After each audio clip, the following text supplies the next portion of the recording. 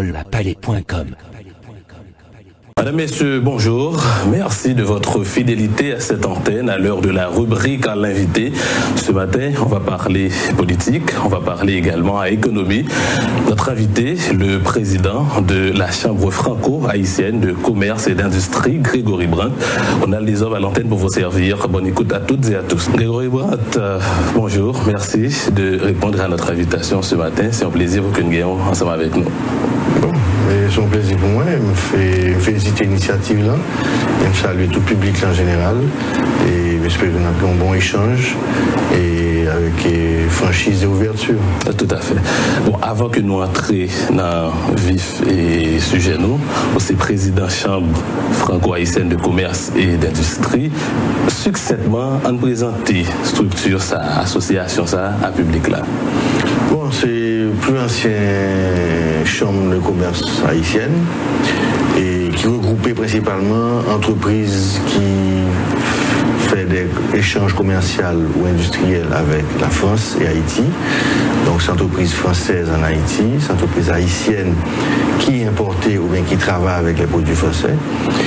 Et depuis quelques années, nous sommes ouverts sur tout pays européen, parce que c'est la seule chambre européenne en Haïti.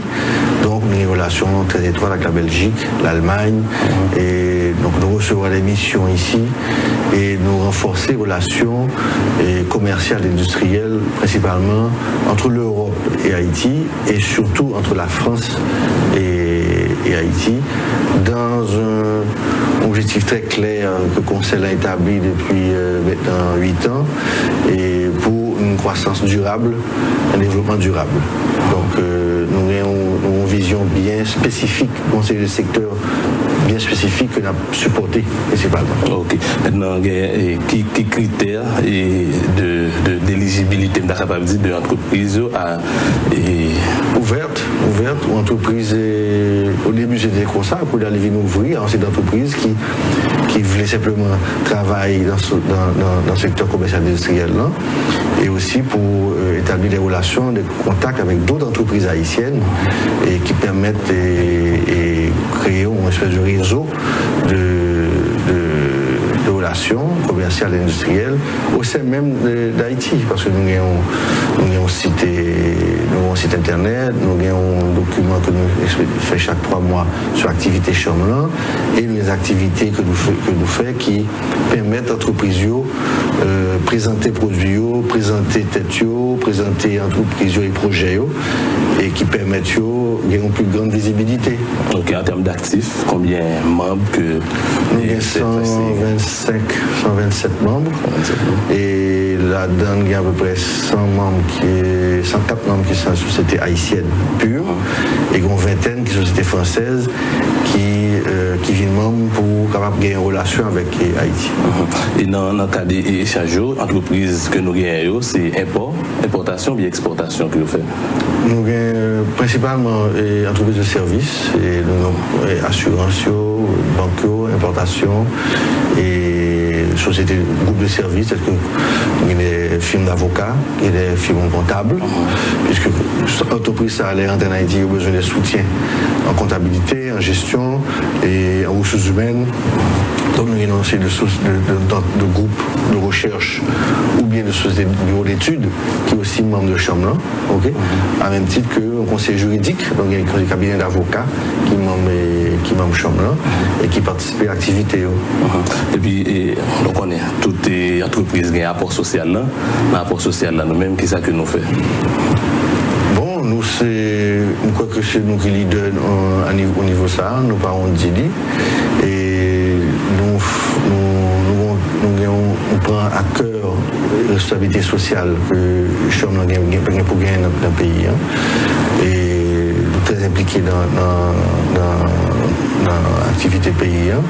Principalement, nous participons avec l'autre chambre de commerce et société civile pour les grands débats politiques et économiques du pays, okay?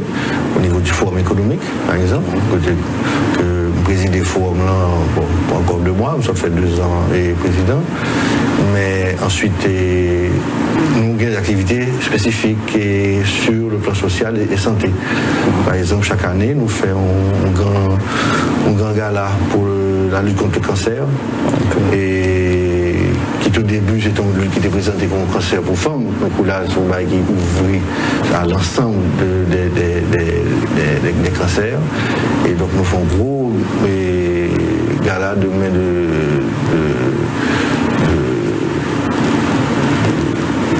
pour avoir des fonds. Et l'année dernière, nous avons près de 1 million de gourdes de support à lutte contre le cancer.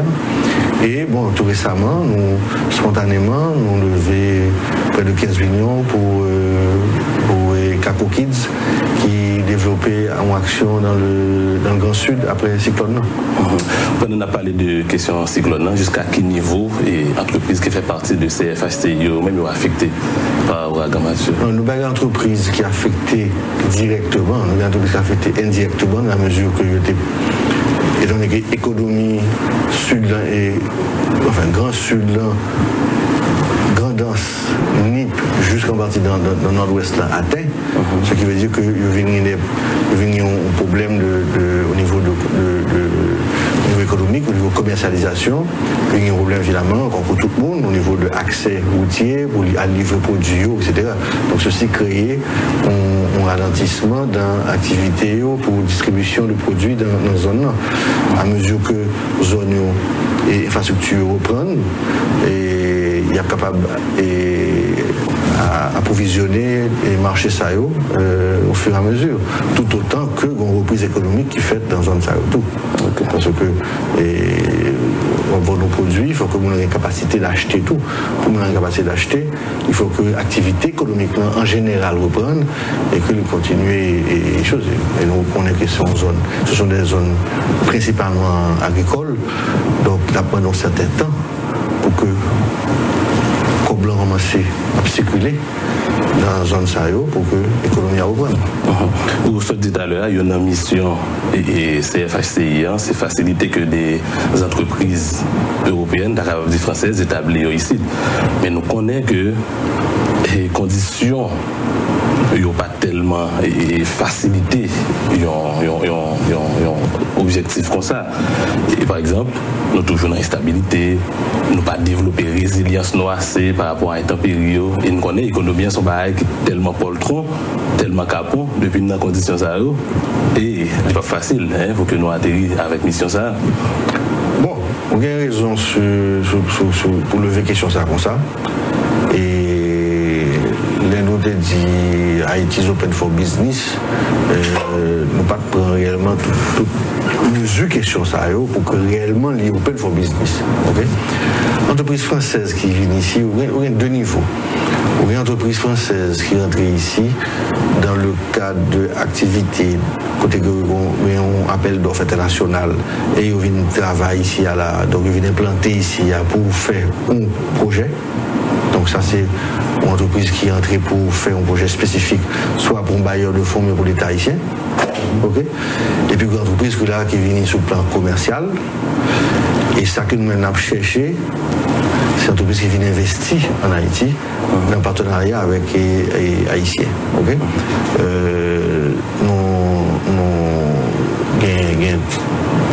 Sec qui fait investissement en Haïti dans les 5 dernières années.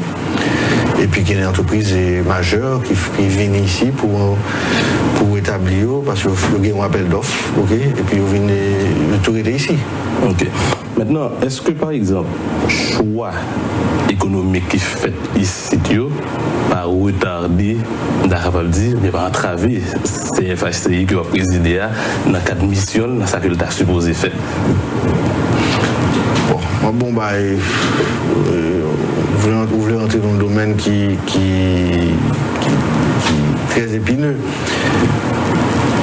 Camarades, nous, dans la chambre franco-dominicaine, jouons un environnement, c'est un domaine qui est plus propice pour que l'investissement français fasse ce domaine. Okay? Donc là, on entre dans la question de politique économique pays. Politique d'ouverture pays et politique d'attraction pays à tout, parce que il y a des entreprises françaises qui viennent nous-mêmes. investi en Haïti. Il y a le chambre franco-dominicaine, c'est île collé. Ils jouent le même avantage. Ok? Nous jouons des deux côtés, ils jouent une situation, ils font calcul, ils sont au marché de 2 fois 12 millions, sur le marché 24 millions d'habitants sous île, ils ont une possibilité de développer, ils ont fait étudier, ils sont sentis à l'aise sous île. Écoutez, où aller? Saint-Domingue ou Haïti? Ils jouent que ils sont capables de chita Saint-Domingue, vendre en Haïti, sans pas payer taxes sur les produits à rentrer pour Haïti, sont province dominicaine. Puisque ils ne pas payer, l'autre boy dans l'autre pays, ils passent aux frontières, au pays droit de douane. Ici, ils sont capables, là, pas payer droit de douane. Si on vient en Haïti, ils ne sont pas capables d'exporter en ville dominicaine. Dominicaine fait au pays de droit. Si on vient de Saint-Domingue, ils viennent exporter en Haïti sans droit. Donc, calcul là simple. Il a établi Saint-Domingue. Et il a établi Saint-Domingue et il vend Haïti. Donc, nous avons travaillé à contre-courant, c'est-à-dire que nous avons mis un pile effort pour attirer les investisseurs et les Français allemands, que le Suisse italien, etc., etc. Et puis nous voyons que chaque fois que nous vivons une situation ça, je crois fait tout ce domaine.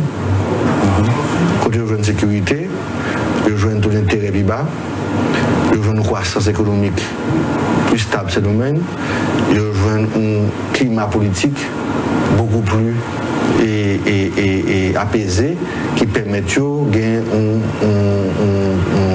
croissance sur le développement et produits et activités. Donc, je fais choix ce domaine, établi Santiago ou bien la capitale ou bien dans une zone franche, ok, il y a des intérêts fiscaux pour exporter sur Haïti, et bien Haïti lui-même, ok, pas taxé. Ok? Et donc, c'est une situation qui est extrêmement. C'est là que il y a un développement inégal qui a fait entre deux bords îles, qui a fait dans avantage de dominicaine pour le fait que Haïtiens, autorités, et depuis une vingtaine d'années, pas prendre responsabilité sur le développement économique pays de manière sérieuse en fonction de la dynamique ça. Par rapport à l'état de fait ça, qui politique est capable d'appliquer qu'on y a là pour permettre que la situation elle-même est renversée et que les investisseurs eux-mêmes ils préfèrent Haïti au détriment de la République dominicaine qu'on y a là? Si on va quitter très simple, un investisseur français ou bien allemand dans Haïti, l'investit dans le pays, il entend que la loi pays a respecté, état de droit établi, et la loi pays a respecté. Il y a un problème de payer taxes, il y a un problème, il faut le payer et taxes sur ma salariale, il y a toute charge pour le payer très bien. Moi en même temps, je dis, mais l'État, ou même que je baille comme ça, je ne vais pas oublier, nous-mêmes qui sommes dans chambre franco-haïtienne et même forum, nous alimentons l'État 90% de coblé. Dans des chiffres là, 90% de revenus fiscaux entrés dans la caisse d'État sortis de l'entreprise qui est même association. Donc, les mêmes sociétés qui rentrent en Haïti, l'italienne, l'espagnol ou autre, pas demander pour que l'État protège. Même genre pour l'État fait pour protéger. Même genre que l'État dominicain protège le tout dans l'importation illégale. Donc, la question est très simple. C'est à faire appliquer la loi. Dominicain, c'est parce que je vois nos boulevards. Ils jouent un Haïtien qui chita à la Kaili, qui a un code douanier, qui a une loi sur la fiscalité et puis qui dit bon, on ne va pas appliquer en fond deal et puis qui était marchandise d'entrée la journée. Quand on ne va pas qui passe frontière, non, c'est pas un qui passe à fil de fait, en nuit, etc. Non, c'est un qui fait gros la journée, côté que nous avons un papier douanier, puis passer. Donc, investisseur français ça, ou étranger ça, il voit que le gouvernement haïtien dit mon chef, viens investir ici là. L'investir ici, puis le gouvernement haïtien pas protéger propre investissement. OK, il aller à contre-courant. OK, m'a viens investir, m'a investi dans le pays où on fait choix d'investir dans le pays parce que t'as de l'autre côté.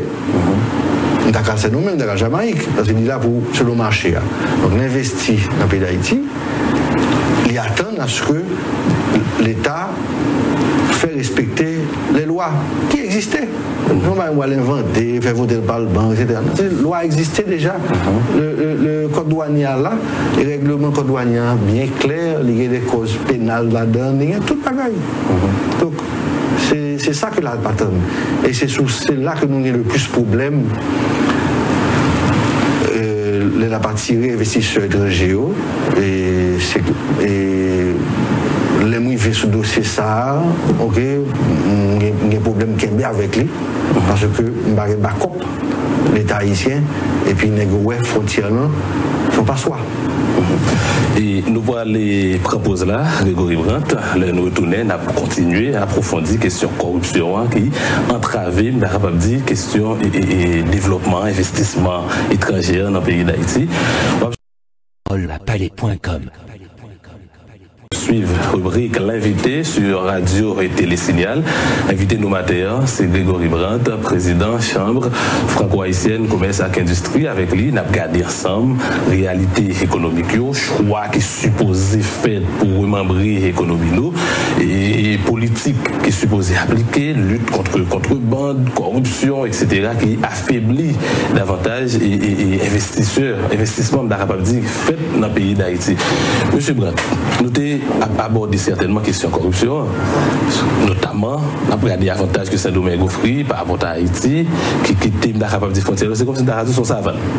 Sont savane parce que pas rien qui contrôle véritablement sous frontières là, alors que nous-mêmes, si nous avons tenté d'entrer Saint-Domingue avec produits haïtiens, un contrôle rigoureux qui est fait.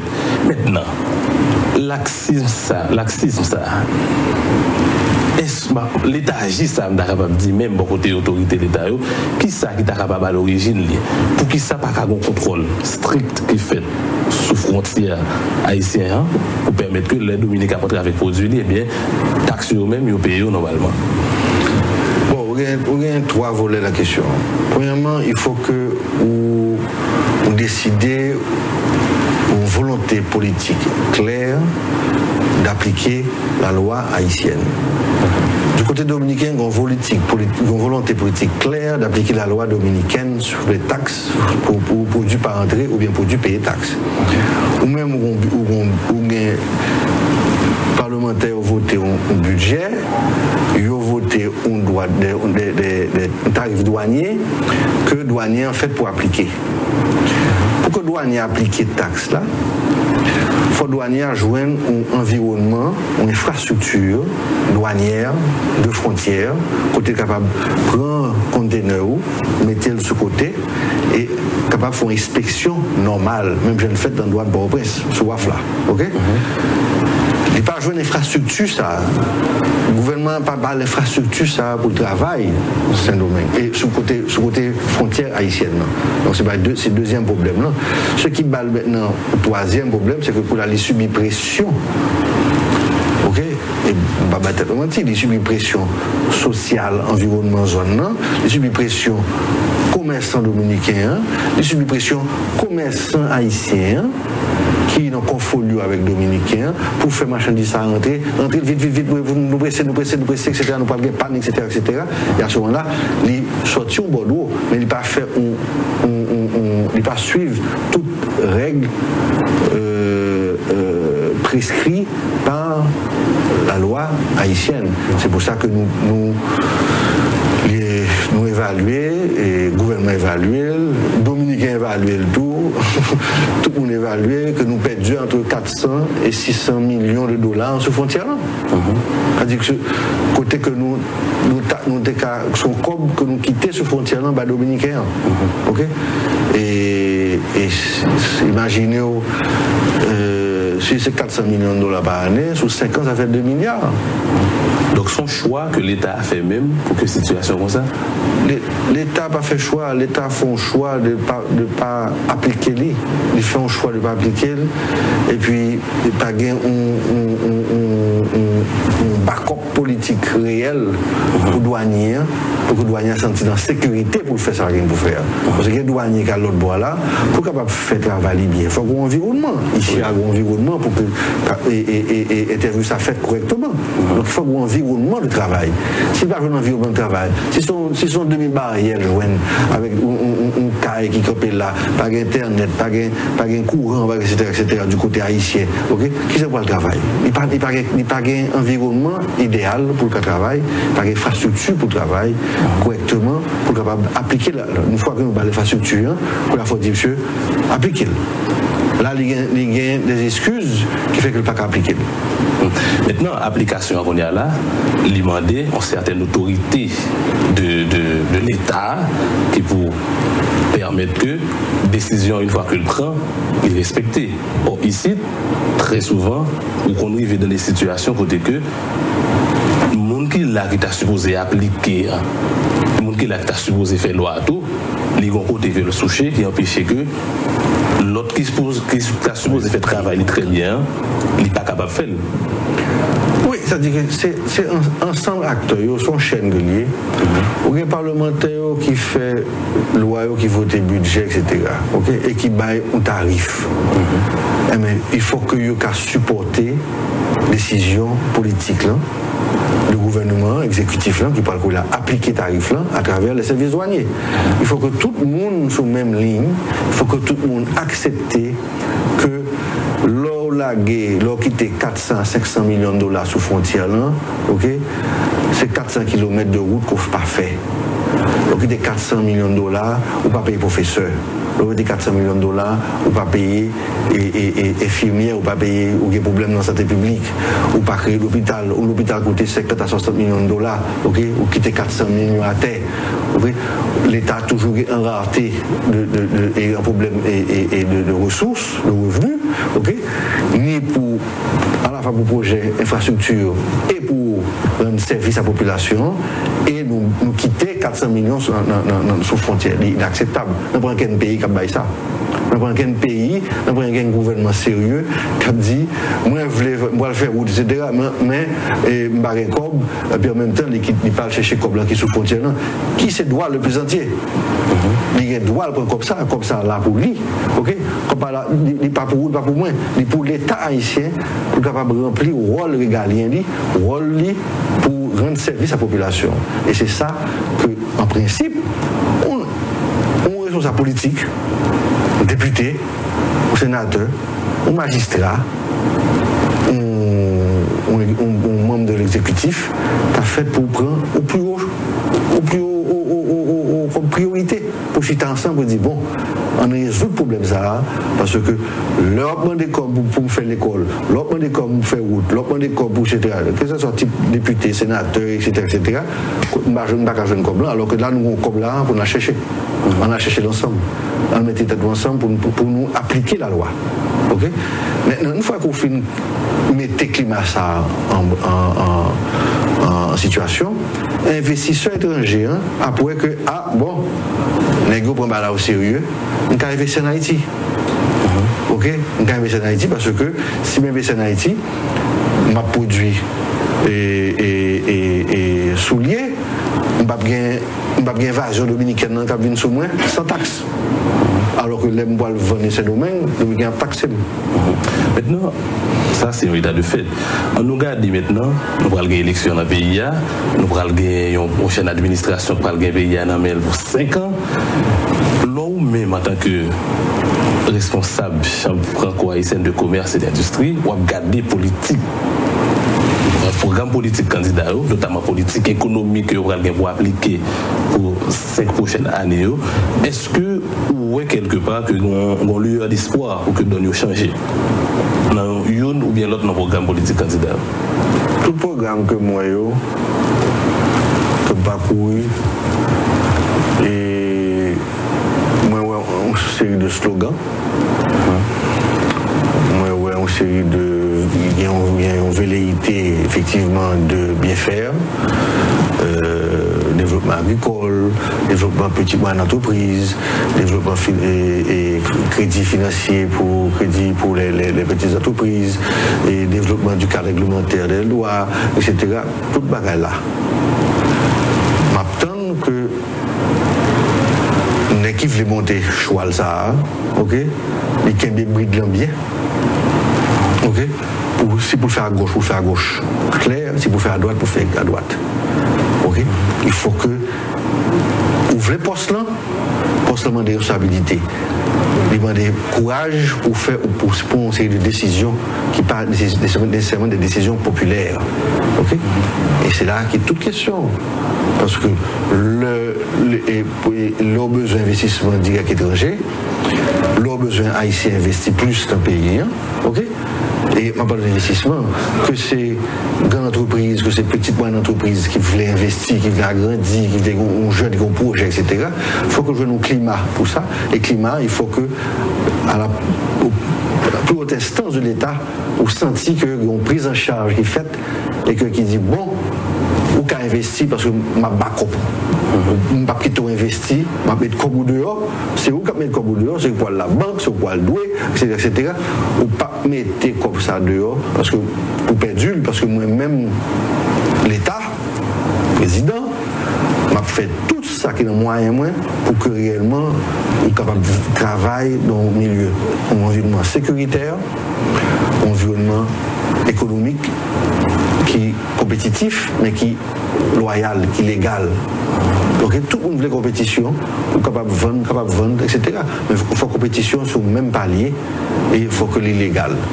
Donc les liquidités des brèches illégales qu'a fait comme ça, les détruit investissement et détruit initiative que vous ne voulez pas. Donc les nouveaux dirigeants, nous-mêmes n'attendons que un signal clair sur qui j'ai restaurer l'autorité de l'État. C'est restaurer l'autorité de l'État parce que l'État fait pour on sifflette en bouche, ok, qu'on habite, ok, la siffler hors jeu, la siffler et coup franc, la siffler. Il faut le siffler, il ne faut pas quitter ou jouer dans le libre comme ça. Jouer dans le libre, désorganiser, et monter souterrain, et des boules à jouer, au bon moment, elles sont des zones. Maintenant, il faut que l'État lui-même les siffler au jeu, il faut que les siffler à vite, il faut qu'il voie des signaux clairs, mais il faut qu'il ne pas prendre tantôt parce que nous face à des urgences. Bon, nous avons des urgences. Depuis 25 ans, moi, je paye dans l'urgence tout le temps. Okay? Oui, il y a urgence, mais on sait de décisions structurelles qui peuvent faire, okay? Et qui peuvent faire vite. On pense que l'État a moyen et mettez règles du jeu rapidement sur le terrain. Et puis, les règles du jeu, ce n'est pas non seulement les sifflettes, mais c'est le carton tout. Ok? Et le secteur privé qui est dans le contrebande, ok? Il faut que le service soit. Le secteur privé qui a détourné l'argent, il faut que le mette carton rouge là. Ok? Qui souffrent des employés publics là, qui est dans la corruption, au même titre que le secteur privé qui est dans la corruption, il faut que la loi est là pour sévir. Donc il faut que il y ait un exemple qui est tracé, il faut que il y ait une fermeté dans le coup de sifflette là. Ok?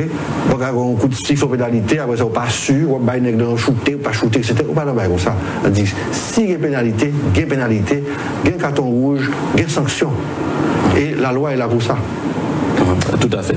Maintenant, on regarde les propositions, par exemple, même en investisseur, en entrepreneur, on regarde quelles propositions de bonne marche, de relance économique que vous êtes capable de faire pour aider et que l'État lui-même les remembrer dans la capacité d'économie. Bon. Écoutez, on n'a pas besoin de réinventer, on sait de bagailles, et à le faire, on fait d'études sur études, parce que nous avons plein d'études dans le tiroir, nous avons plein de bagailles qui fait déjà. Et pour tremblement de terre, le secteur privé a fait un dossier qui était rendu public dans les Nations Unies le 30 mars 2010.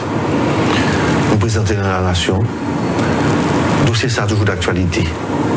C'est le dossier pour croissance économique Haïti. Parce que nous ne pouvons pas investir côté pour perdre du com.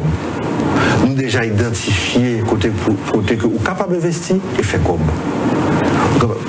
Nous sommes capables d'identifier déjà les secteurs, les zones d'intervention, les secteurs, les zones d'intervention, les types d'investissement qu'il faut faire, qui fait trois bagages, qui crée croissance économique, qui crée emploi et qui baisser balance des paiements sur l'importation qu'on a fait dans ces deux produits. Okay? Sur une série de produits que nous mettons, que nous faisons études avec l'Université Harvard, nous allons dossier ça, nous allons sur base critères ça, nous identifier des produits, nous identifier des zones. C'est 2010, en 2016, dossier ça encore d'actualité. Okay? Si nous d'ailleurs c'était fait moitié la donne, okay? Parce que la reprise économique a fait beaucoup plus vite. Il y a déjà des pistes qui sont étudiées. Ces pistes qu'il faut nous orienter, nous un peu nous dire bon, mes chemins tracés, avancer pour créer job, créer croissance, c'est-à-dire plus comme pour tout le monde, plus comme pour vous-même, plus comme pour l'État, plus comme pour tout le monde, et aussi baisser et niveau d'importation de produits agricoles. Okay? C'est un qui est simple et clair, okay? qui chiffré en plus. Donc, nous pensons que le nouveau dirigeant, okay, prend dossier ça au sérieux, discuter avec nous, aménager les changements la donne s'il le faut, okay, et rentrer en ligne côté que tout le monde a marché ensemble dans la même direction. Okay? Et j'aime dire dans là que nous avons capté des choix là, de brider le bien. Okay? Et puis tout le monde a avancé droite. Okay? Parce que nous finissons d'écrire toute bagaille. Tout bagaille est fait déjà. C'est juste que nous ne pas mettre en application. Nous pas mettre en application. Chaque fois que pour nous mettre, nous venons l'autre bagaille qui détourne nous venons notre priorité, etc. Et puis le passé, temps passé, nous n'avons pas de temps pour perdre encore. C'est un pays qui n'a pas de croissance depuis 1986. Imaginons un pays qui n'a pas de croissance économique depuis 1986. Donc ça veut dire que le pays a une plus pauvre chaque jour. Il y a moins de scope qu'à porter dans le poche et demain il y a moins de scope côté que je dis. Il n'est pas normal. Il n'est pas normal, ou même comme jeune garçon, il n'est pas normal que pour vivre en situation pareille. Okay? Alors qu'à côté, dans le voisinage, là, il y a un taux de croissance 4%, 5%, 6%, 7%, okay? Par année. Nous-mêmes, nous allons ça. Nous négatif.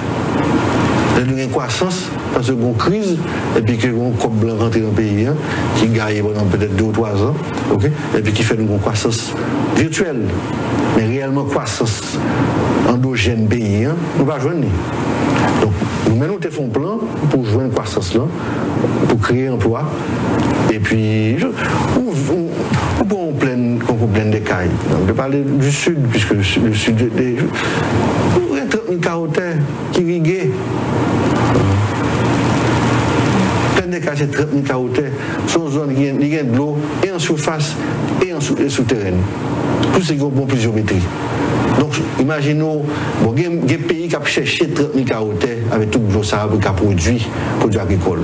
Donc, il est arrivé à Israël t'a aimé gagne. Au monde de Maroc t'a aimé gagne. OK?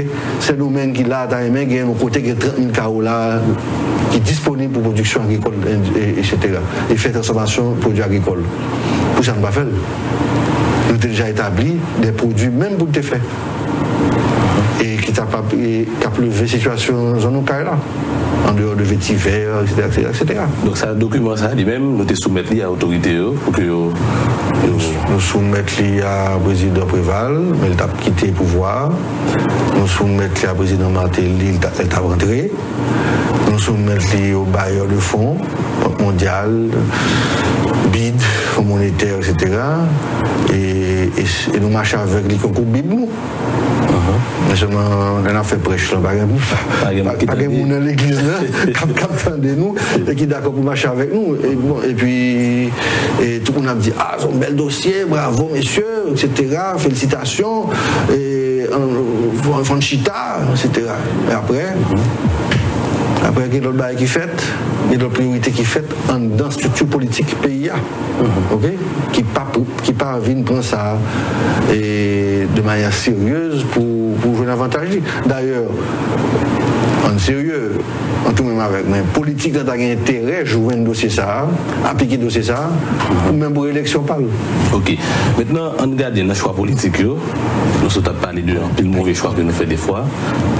L'État ici, par exemple, il y a un fonds que les fonds Petro-Caribé, que l'État est capable, on estime qu'il est capable de faire développement ensemble avec lui, l'État est capable de faire renforcement résilience ensemble avec lui.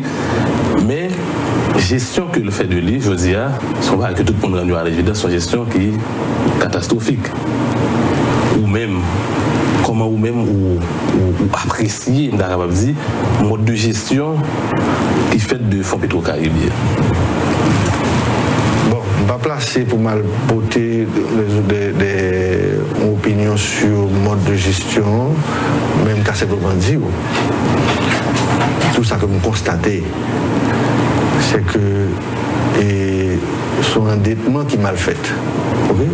Par exemple, vous pas besoin de doit comme. Tout pays doit comme. États-Unis doit comme. États-Unis de la Chine, des milliards de dollars. Okay? Tout le monde content. Pas un problème, vous doit comme.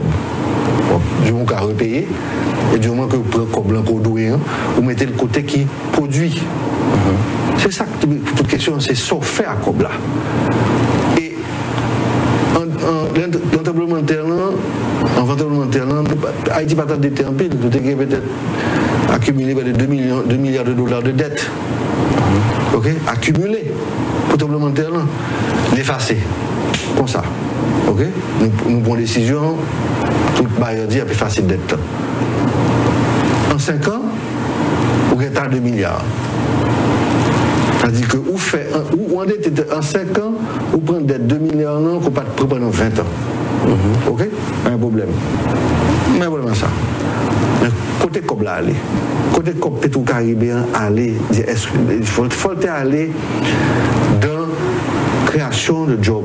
Il faut aller dans la création de richesse.